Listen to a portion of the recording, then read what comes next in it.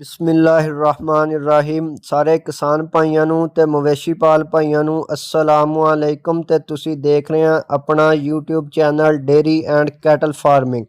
अज मैं अपने किसान भाइयों ਲਈ एक बहुत बड़ी खबर लैके आया वां।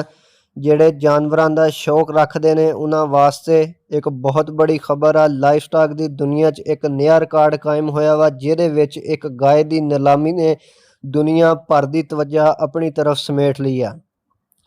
इस गाय का किहड़ी नस्ल है, इस गाय की नस्ल की खसूसियात की है तो इस दी तारीख की है, एक गाय की बरीड कित्थों बनी है, उहदे बारे च असीं अज गल करांगे। तो चलो पहलों शुरू करते हैं नीलामी की गल। ब्राज़ील च मुनक्कद होने वाली लाइव स्टॉक आक्शन च नेलोर गाय जिन्हों मुकामी तौर पर व्यातीना 19 FIV मारा एमोवेज कहा जाता वा, सब तो ज़्यादा नीलामी के नाल फरोख्त होने वाली एक गाय है। इस नीलामी च नेलोर गाय की कीमत 4.8 मिलियन डॉलर यानी पाकिस्तानी करंसी के हिसाब नाल 1 अरब तो ज़ायद रुपए बनते हैं। तो गैर मुल्की मीडिया की रिपोर्ट के मुताबिक लाइव स्टॉक नीलामी की दुनिया च सब तो बड़ी नीलामी आ, जिन्हों माइलस्टोन करार दिता गया वा। इस नीलामी की एक बड़ी वजह इस जानवर दीयां खूबियां ने, जिस दे बायस खरीदने वालियां ने करोड़ों रुपयों की बोली लगाई। नेलोर गाय की अपनी खसूसियात के बायस सब की तवज्जो हासिल की। यह ब्रीड अपने सफ़ेद रंग, कद काठ, खूबसूरती और मजबूत कुब के बायस बहुत मकबूल हुई।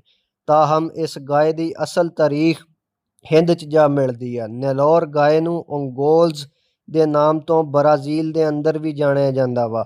ओकलाहोमा यूनीवर्सिटी के आर्टिकल के मुताबिक 1962 च ब्राज़ीलियन हुकूमत की जानब भारत चों 84 जानवर इंपोर्ट किए गए सी, जिहदे विच अंगोल्स भी शामिल सी।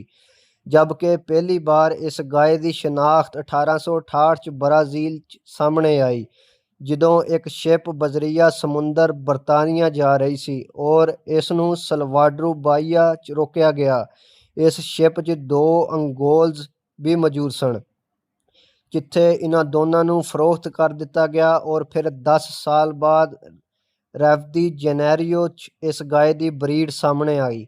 यूनीवर्सिटी के मुताबिक इस जानवर च कई खसूसियात ने, जिहदे विच जैसा कि सख्ती और फुर्तीलापन। इस जानवर के बच्चे भी फाल और एक्टिव बर्ताव रखते हैं।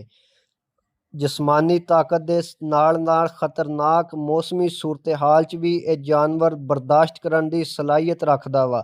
दूसरी जानब नेलोर गाय की स्किन यूरोपियन ब्रीडर के मुकाबले काफ़ी दिलचस्प होंदी है। स्याह स्किन जिते सफ़ेद या ग्रे कोड मौजूद होंदे ने, धुप दीयां तपदियां किरणां नूं असरअंदाज होने तो यह बचांदी। ਇਹ ਸੀ ਅੱਜ ਦੀ ਵੀਡੀਓ ਸਾਡੀ ਨੈਲੋਰ ਗਾय ਦੀ ਨਿਲਾਮੀ, ਨੈਲੋਰ ਗਾय ਦੀ ਨਸਲ ਦੇ ਬਾਰੇ 'ਚ, ਜਿਹਨੇ ਲਾਈਵ ਸਟਾਕ ਦੀ ਦੁਨੀਆ 'ਚ ਇੱਕ ਨਵਾਂ ਰਿਕਾਰਡ ਕਾਇਮ ਕੀਤਾ।